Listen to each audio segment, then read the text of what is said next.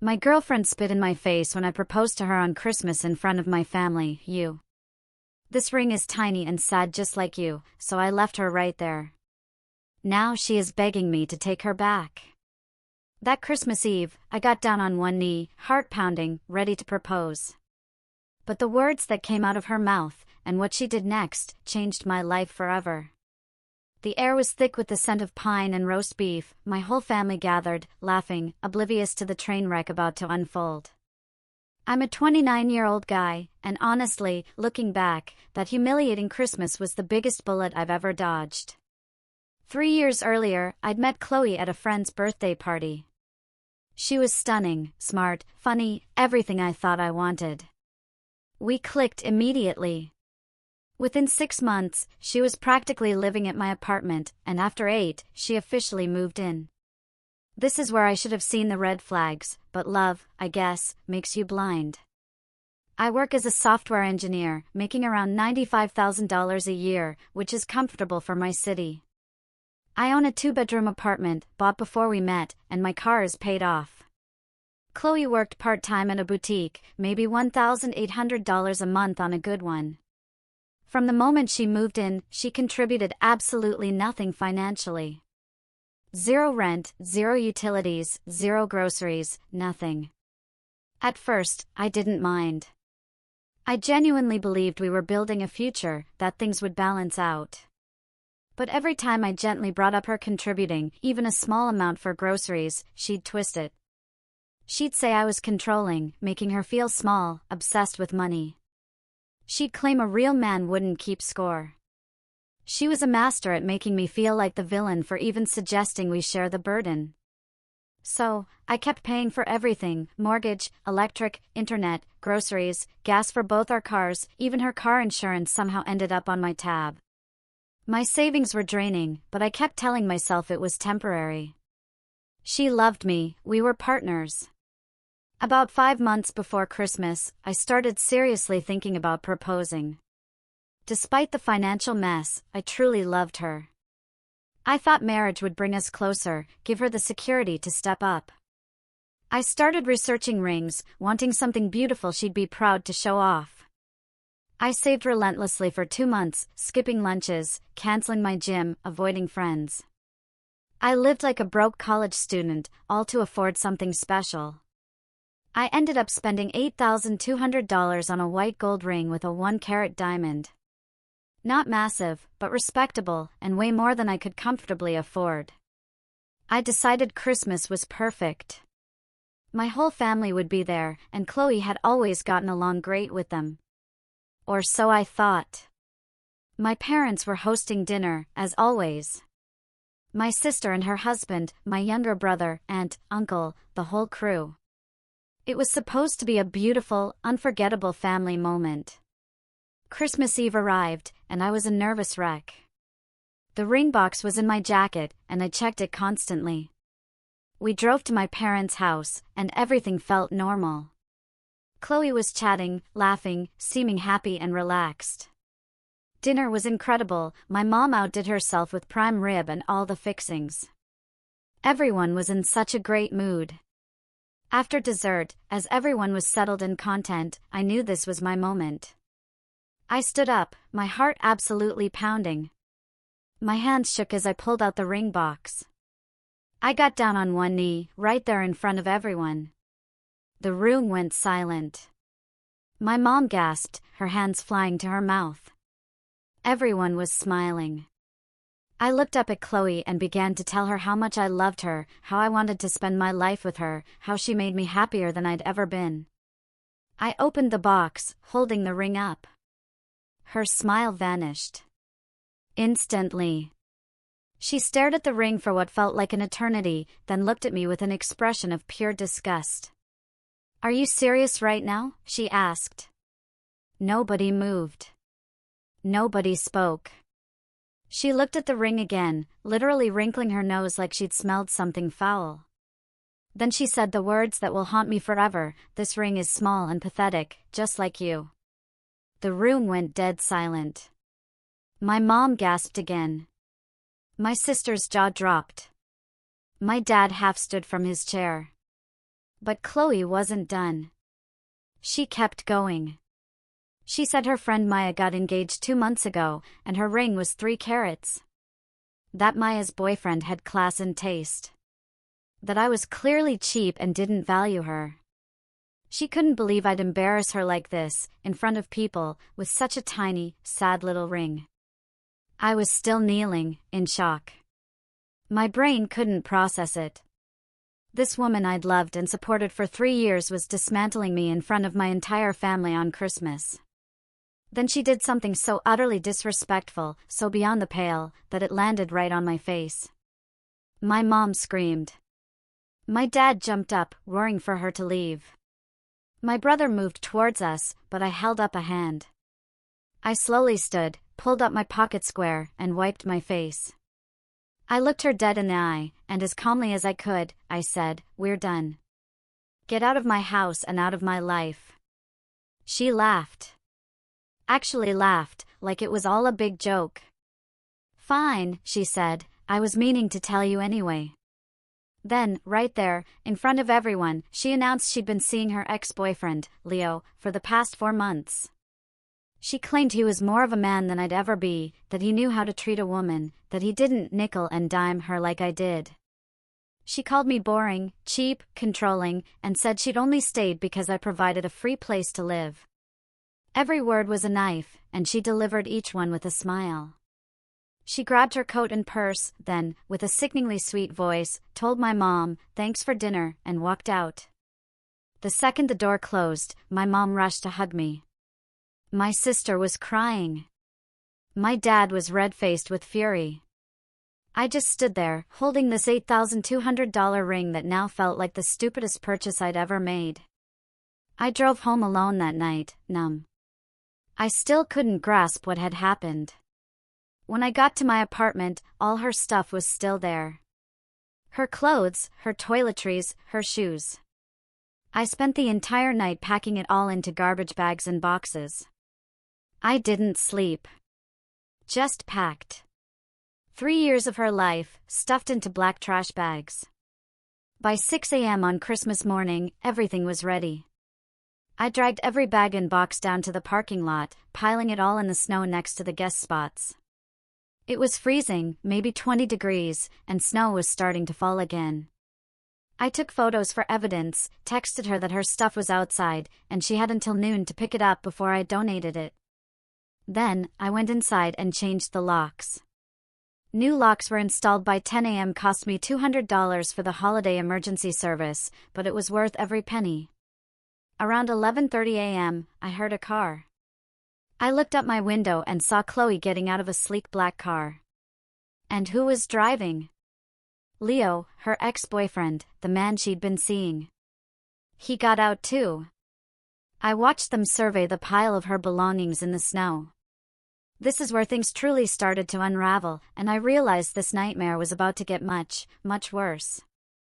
I stayed at my window. I wasn't about to give them any satisfaction. Leo was exactly what I expected, tall, gym bro build, expensive. Leather jacket, designer jeans. The kind of guy who thinks money and muscles make him invincible. He walked around Chloe's stuff, kicking at boxes, shaking his head like it was all beneath him. Chloe was frantically trying to figure out what to grab first, tossing things around, making a bigger mess. I could see her getting increasingly agitated, pointing up at my window and gesturing wildly. Then Leo started walking towards my building entrance. I knew this was going to get ugly. I went down to the lobby, knowing if I didn't, he'd buzz my apartment or cause a scene in the hallway. When I opened the lobby door, Leo was standing there, a smug grin on his face, hands in his pockets like he owned the place. He looked me up and down, sizing me up. He told me Chloe needed help carrying her stuff and that I should be a man and help her. I just stared at him and said her stuff was in the parking lot, she could take what she wanted, and they needed to leave. He didn't like that answer. He took a step closer, getting right in my space, saying maybe I didn't understand the situation. He said Chloe was with him now, that she'd upgraded, and I needed to show some respect. I could smell his cologne, way too much of it. I stepped to the side and told him again to just take the stuff and go. That's when he made his move. He shoved my shoulder hard, trying to push me back. I stumbled but caught myself. Before I could think, my high school wrestling training kicked in. When he came at me again, I grabbed his wrist, used his momentum, and stepped to the side, pulling him forward. The thing about parking lots in winter? They're slippery as hell. Leo's expensive dress shoes had zero traction. When I redirected his lunge, his feet went out from under him. He went down hard, right into a snowbank the plows had piled up next to the entrance. He landed on his back and side, his leather jacket packed with snow, yelling. But he wasn't done. He got up, furious, and charged again, swinging wildly. I ducked under his punch, and he slipped again on the ice, this time going face first into the snow. Chloe came running over, shrieking at me like I'd attacked him, calling me every name imaginable, threatening to call the police. I just held up my hands and said he came at me first. I was defending myself, and they needed to leave my property now. Leo got up, covered in snow and slush, his expensive jacket ruined, his pride even more damaged. He was red-faced and breathing hard, but I could tell he wasn't going to try anything else. He knew he'd embarrassed himself. They both started loading her stuff into his car, throwing bags and boxes into the trunk and backseat. Chloe kept yelling at me, saying I was pathetic, I'd regret this, that Leo was 10 times the man I'd ever be. I stood silently until they loaded what they could and drove off, leaving probably a third of her belongings still in the parking lot. I thought that was the end of it. I was so wrong. About 3 hours later, another car pulled up. I looked out, it was Chloe again, this time alone. She just stood there, staring at the remaining pile of her belongings. Then something in her snapped. She started grabbing her stuff and throwing it everywhere. Clothes flew through the air. Shoes were hurled at the building. She grabbed a box of kitchen items and dumped it all over the parking lot. She was shrieking incoherently, a primal rage sound. She picked up what looked like a framed photo of us and hurled it at my building. It smashed against the brick wall below my window, glass shattering everywhere. Other tenants started coming out onto their balconies. Someone yelled at her to calm down. This went on for maybe 10 minutes, her just destroying everything, working herself into a frenzy. Then she grabbed a decorative vase, heavy and ceramic. She wound up like a baseball pitcher and threw it directly at my window, full force. It didn't reach the 3rd floor, it smashed on the ground below, but the intent was clear. That's when I called the police. I told them my ex-girlfriend was destroying property in my apartment parking lot and had thrown objects at my building. They said they'd send someone right away. Chloe must have heard the sirens because she abruptly stopped her rampage, standing there breathing heavily, surrounded by the disaster she'd created. 2 officers pulled up and approached her calmly, asking her name and what was going on. She immediately went into full victim mode, claiming I'd thrown her out, kept her stuff, that I was abusive and controlling. The officers asked for my side. I came down with my phone, showing them the text from earlier, the photos of her stuff neatly piled before she arrived, the timestamps proving when I'd notified her. I showed them the changed locks receipt and explained the Christmas Eve incident. One officer took notes while the other tried to calm Chloe, who was getting increasingly worked up, interrupting and yelling over everyone. The officer asked her to calm down multiple times. Then she made the biggest mistake possible. When an officer stepped closer to get her to stop yelling, she shoved him. Not hard, but any physical contact with law enforcement is a terrible idea. Both officers immediately changed their demeanor. They told her she was under arrest for disorderly conduct and resisting an officer. She completely lost it, shrieking that they couldn't arrest her, that she was the victim, that this was all my fault. They cuffed her and walked her to the patrol car as she thrashed and yelled the entire way. The officers told me I should file for a restraining order, given her behavior and the property destruction. They took photos, got witness statements from neighbors, and gave me a case number. Then they drove off with Chloe, still yelling in the back seat. The next few days were quiet.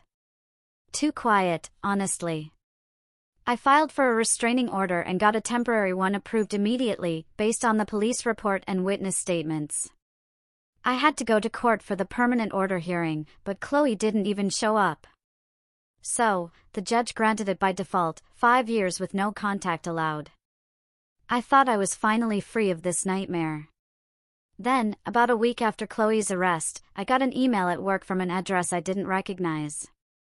When I opened it, my blood ran cold. It was Leo.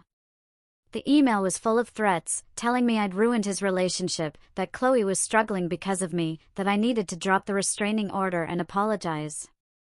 He said if I didn't make things right, he'd make sure I regretted it. He went into detail about knowing where I worked, lived, even where my parents lived. It was clearly threatening and honestly terrifying. I immediately forwarded the email to HR and explained everything. Our company takes threats against employees seriously, especially threats of violence. HR contacted their legal team and asked if I wanted to file a police report, which I did. But here's where things took an interesting turn. HR's legal team did some digging and found out Leo worked for a company that had a business relationship with ours. They reached out to Leo's employer and shared the threatening emails, explaining one of their employees was making violent threats against our staff. Leo's company apparently had a zero-tolerance policy. Within 48 hours, I got a call from the detective handling my case. He informed me Leo's employer had terminated him immediately, and his company was cooperating fully with the investigation. 2 days after that, my phone rang from an unknown number. Against my better judgment, I answered. It was Leo, and he sounded completely different, desperate, panicked. He was practically crying, begging me not to press charges, saying he'd lost his job and couldn't afford a lawyer. He said Chloe had been playing him the entire time, that she told him I was abusive and controlling, that she played the victim so convincingly, he believed every word. He said once she moved in with him after leaving me, he realized she was completely unstable. She'd go through his phone constantly, accuse him of cheating with every woman he talked to, throw screaming fits over nothing. He said she'd maxed out a credit card he'd stupidly given her within 2 weeks, buying designer clothes and expensive dinners with friends while contributing nothing to rent or bills. He said she was doing the exact same thing to him that she'd done to me, and he finally understood why I'd ended it. He apologized over and over, said he'd been an idiot, that he'd do anything to make this right. I told him I'd think about the charges, but he needed to stay far away from me and never contact me again. He agreed immediately and hung up. I never heard from him again. Months passed, and life started feeling normal again. I went to therapy to process everything. I reconnected with friends I'd neglected. I started going to the gym and actually enjoying my life. My family was incredibly supportive. My mom called every few days just to check in. About 6 weeks after everything went down, I adopted a dog from the local shelter, a golden retriever mix I named Rusty. Having him around helped more than I can explain. Coming home to something happy to see me, with no drama or manipulation. I even started dating again. I met a woman named Olivia through a friend at work. We'd been seeing each other for about 6 weeks, and things were going really well. Nothing rushed, just healthy and normal. Then, on a random Tuesday evening in mid-March, I heard a knock at my door. When I looked through the peephole, my heart sank. It was Chloe, standing there, holding a plate covered in plastic wrap. And she was smiling like nothing had ever happened. I stood there frozen, staring through the peephole at Chloe, holding that plate of cookies with the most unsettling smile on her face. She was dressed nicely, hair done, makeup perfect, like she was going on a first date. She knocked again, softer this time, almost gentle. My heart was racing. She was violating the restraining order just by being there, and I knew this could go very wrong, very quickly. I pulled up my phone and immediately started recording video through the peephole. I wanted documentation of everything. Rusty was at my side, a low growl rumbling in his chest because he could sense something was wrong. She knocked a third time and called out in this sickeningly sweet voice that she just wanted to talk, that she'd made me cookies as an apology, that she missed me and wanted to make things right. I didn't open the door. Instead, I called out through it that she needed to leave immediately because she was violating a court order. Her smile faltered for just a second when she realized I wasn't going to open the door. She said she knew about the restraining order, but she thought if I saw how sorry she was, I'd give her another chance. She said the past few months had been hell for her, that she'd realized what a huge mistake she'd made, that Leo had kicked her out, and I was the love of her life. She was laying in on thick, using that manipulative tone I'd heard so many times before when she wanted something. I told her again to leave or I'd call the police. And that's when I heard another voice from inside my apartment. It was Olivia, asking if everything was okay. The second Chloe heard another woman's voice through the door, everything changed. The sweet mask dropped instantly, and her face contorted into pure rage. She started shrieking, demanding to know who was in there, calling me every vile name she could think of. She was pounding on the door now, the plate of cookies still in one hand. She yelled that I'd moved on already, that I was a liar and a cheat, that she knew I'd probably been seeing someone the whole time we were together. The irony was absolutely insane, considering she'd been cheating on me for months. I told Olivia to stay back and call 911. Then I positioned myself at the door, ready to block it if Chloe tried to force her way in. Rusty was barking now, protective and alert. Chloe was completely unhinged, kicking at the door, still shrieking. Then I heard the plastic wrap ripping, and I looked through the peephole to see her grabbing cookies off the plate. These weren't normal cookies. They looked rock hard, almost like hockey pucks. She started throwing them at my door. These hard projectiles smashed against the wood and the frame. Some shattered on impact, others bounced off and left dents in the drywall of the hallway.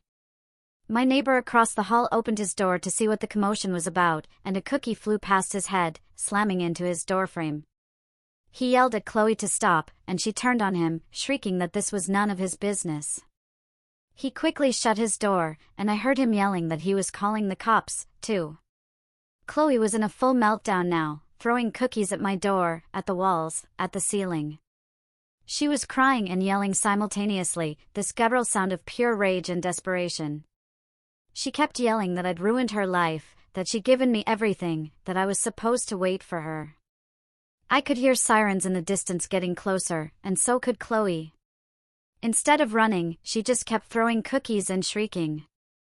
When the police arrived, 2 officers came up the stairs and found Chloe in the hallway, surrounded by broken cookies and destruction. Tears and mascara ran down her face. Her hair was a mess from how she'd been pulling at it, and she was still holding one cookie, ready to throw.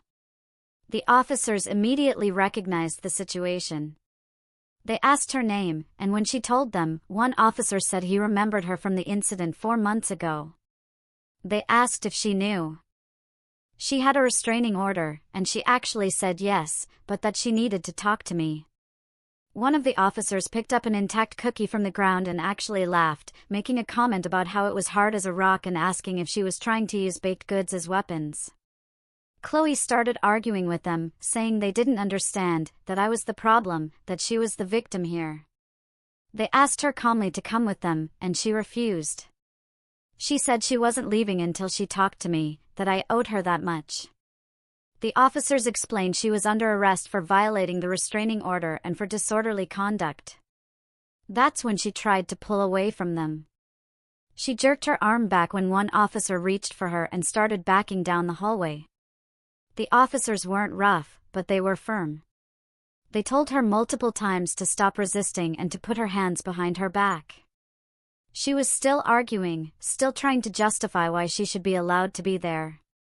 They eventually got her in handcuffs while she was crying and yelling, walked her down to the patrol car as she protested the entire way.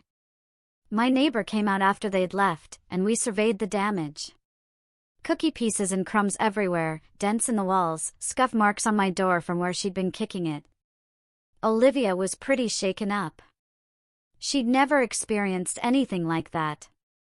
I explained the entire history while we cleaned up the cookies, showed her the restraining order paperwork, the police reports from before. She was incredibly understanding, but I could tell she was processing just how crazy the situation was. We spent the rest of the evening just talking, and honestly, it made us closer because she saw me handle a genuinely insane situation calmly and by the book. Rusty stayed close to both of us the whole night, like he knew we needed the comfort. The legal aftermath took a few months. Chloe was charged with violating the restraining order, disorderly conduct, and they even added destruction of property for the damage to the hallway. She tried to fight the charges, claiming she was having a mental health crisis and shouldn't be held responsible. The judge wasn't having it, especially given her history and this being her second arrest related to me. She ended up getting 45 days in jail, 18 months probation after that, and was ordered to pay restitution to both me and my landlord for the repairs. The restraining order was extended for another 5 years from that date. I never heard from Chloe again. Last I heard through mutual friends, she'd moved to a different state and was working some retail job. Leo apparently got a new job eventually, but his career never fully recovered from getting fired over those threatening emails. As for me, Olivia and I are still together over a year later now. Things are healthy, normal, and drama-free. My family absolutely loves her.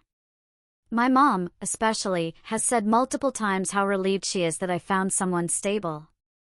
We actually spent last Christmas at my parents' house, the same place where everything went down the year before, but this time it was perfect. My mom made the same prime rib dinner. And when we were all sitting around the table after dessert, my dad raised his glass and made a toast about how grateful he was that I'd found someone who truly appreciated me. Olivia squeezed my hand under the table, and I realized just how different my life had become in 1 year.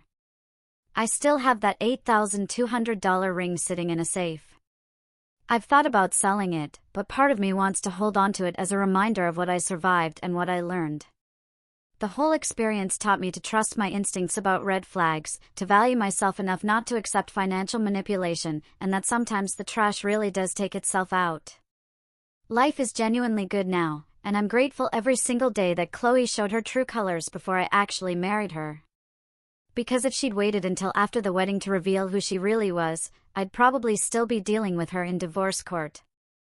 Sometimes the worst moments of your life end up being the biggest blessings in disguise, and that Christmas Eve fiasco definitely qualifies. Rusty is curled up at my feet right now as I write this. Olivia is in the kitchen making dinner, and I can honestly say I've never been happier. That's the real revenge, I guess. Just living well. What would you have done in my situation, especially when she showed up with those cookies?